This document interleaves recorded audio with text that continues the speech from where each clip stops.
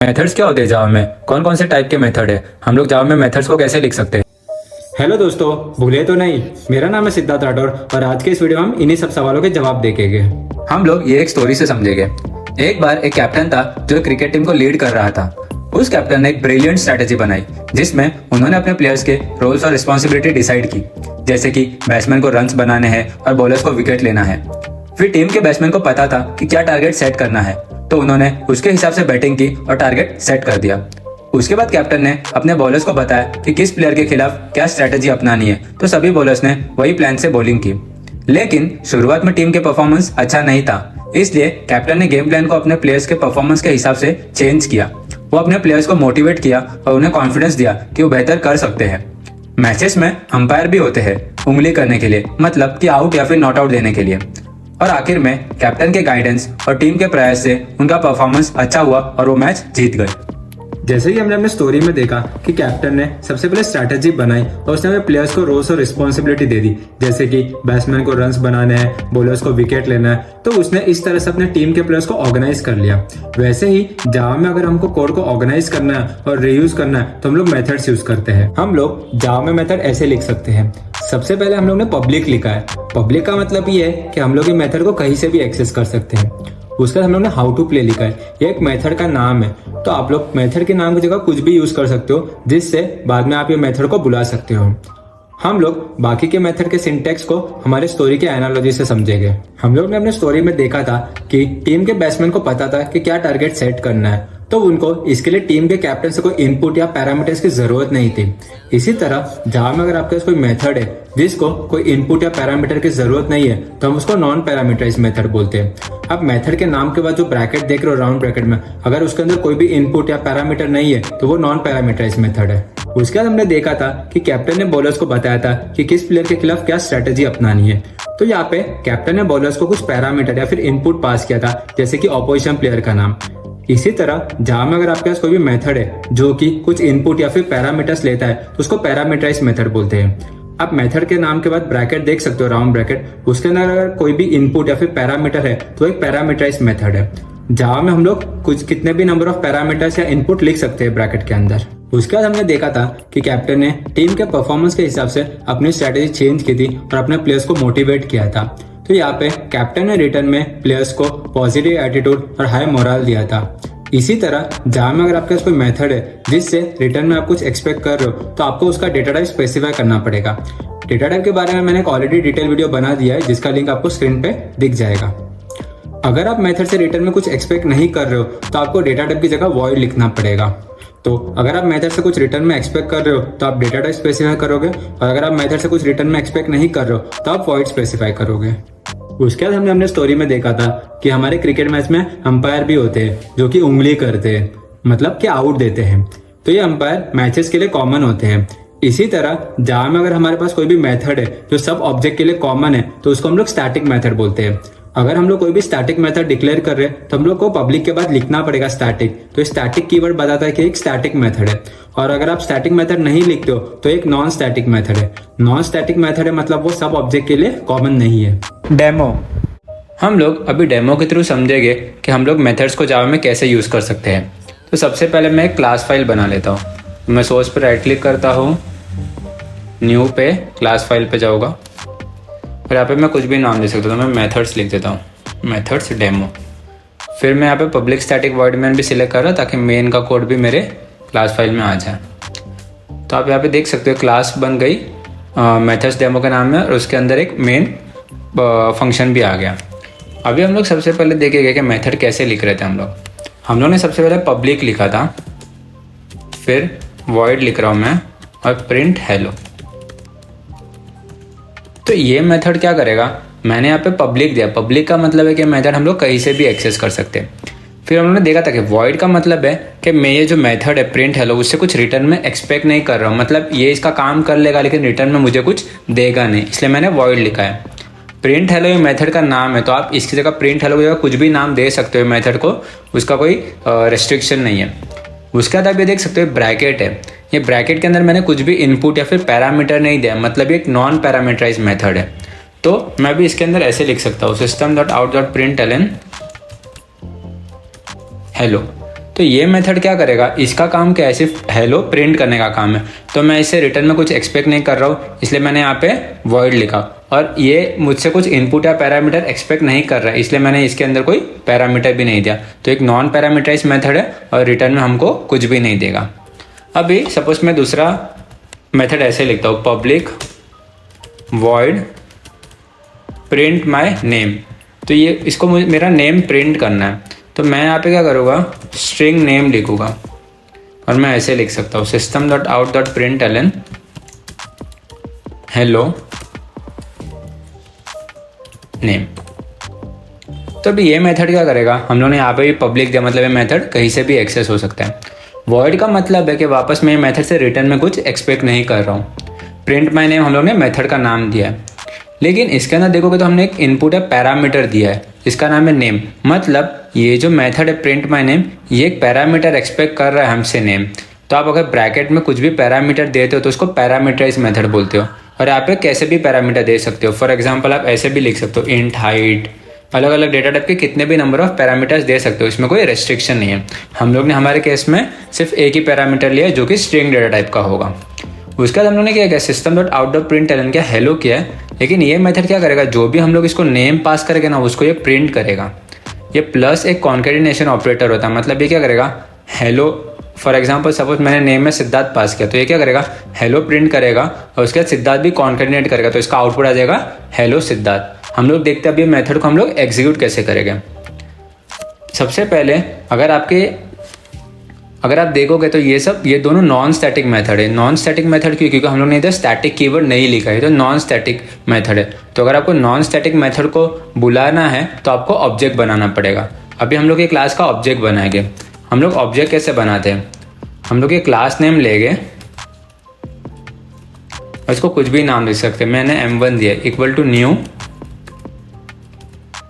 तो ये क्या करेगा, हम लोग ऑब्जेक्ट ऐसे बनाते हैं, सबसे पहले क्लास नेम लिखते हैं, फिर उसको कुछ भी नाम दे सकते हैं। मैंने इधर m1 दिया है इक्वल टू न्यू और फिर वापस मैं इसको क्लास नेम देता हूँ और फिर ब्रैकेट देता हूँ। इससे क्या होता है, ऑब्जेक्ट बन जाता है। न्यू कीवर्ड जो है ये ऑब्जेक्ट बनाता है क्लास का। तो कभी भी अगर आपको ऑब्जेक्ट बनाना है कोई भी क्लास का तो आप ये सिंटेक्स फॉलो कर सकते हो। अभी क्योंकि ये दोनों नॉन स्टैटिक मेथड है, मैं ऐसे ही लिख सकता हूँ m1.print hello।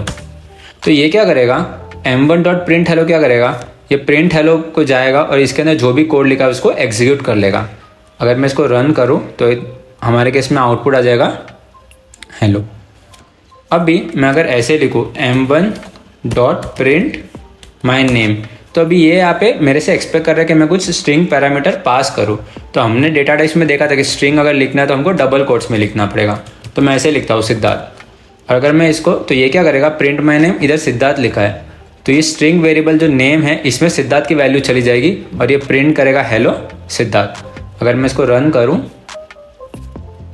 तो आप देख सकते हो यहाँ पे आया हेलो सिद्धार्थ। मैं इसका ऐसे भी लिख सकता हूँ m1 डॉट, हम लोग ये मेथड को कितनी बार भी यूज़ कर सकते हैं। फॉर एग्जांपल मैं ऐसे लिखता हूँ प्रिंट माई नेम अनुष्का, तो ये यहाँ पे अभी अनुष्का पास कर लेगा और ये आउटपुट में दे देगा हेलो अनुष्का। ये देख सकते हो हेलो अनुष्का। तो आपने देखा रहेगा मैं एक ही मेथड को बार बार भी बुला सकता हूँ, इसलिए मैंने स्टार्टिंग में कहा था कि अगर हमारे कोड को हमको ऑर्गेनाइज करना है, रीयूज करना है, तो हम लोग मेथड्स यूज कर सकते हैं, क्योंकि हम लोग एक ही मेथड को अलग अलग पैरामीटर से भी एग्जीक्यूट कर सकते हैं। तो ये जो मेथड है ये हो गया नॉन पैरामीटराइज और ये जो है वो हो गया पैरामीटराइज, और ये दोनों ही नॉन स्टैटिक है। क्यों, क्योंकि हम लोग ने पब्लिक के बाद स्टैटिक कीवर्ड नहीं लिखा है। सपोज कि अगर अभी मुझे स्टैटिक मेथड लिखना है तो मैं ऐसे लिखूंगा पब्लिक स्टैटिक वॉइड, हमारे केस में अंपायर था तो मैं ऐसे एग्जांपल के लिए अंपायर ले रहा हूँ। अभी ये system.out.println मैं ऐसे लिखता हूँ आई एम स्टैटिक मेथड। अभी हम लोगों ने क्या किया, यहाँ पे पब्लिक लिखा। पब्लिक मतलब ये कहीं से भी एक्सेस हो सकता है। स्टैटिक का मतलब क्या है कि ये एक स्टैटिक मेथड है, मतलब ये सब ऑब्जेक्ट के लिए कॉमन है। वॉइड का मतलब हम लोगों ने देखा कि मेथड से हम लोग रिटर्न में कुछ एक्सपेक्ट नहीं कर रहे, और अंपायर मतलब ये एक मेथड का नाम है और हम लोग ने यहाँ पे कोई भी पैरामीटर नहीं दिया। आप चाहो तो यहाँ पे पैरामीटर भी दे सकते हो और आप चाहो तो यहाँ पे वॉइड की जगह दूसरा डेटा टाइप भी स्पेसिफाई कर सकते हो। उसके बाद हम लोगों ने देखा कि system.out.println I am a static method.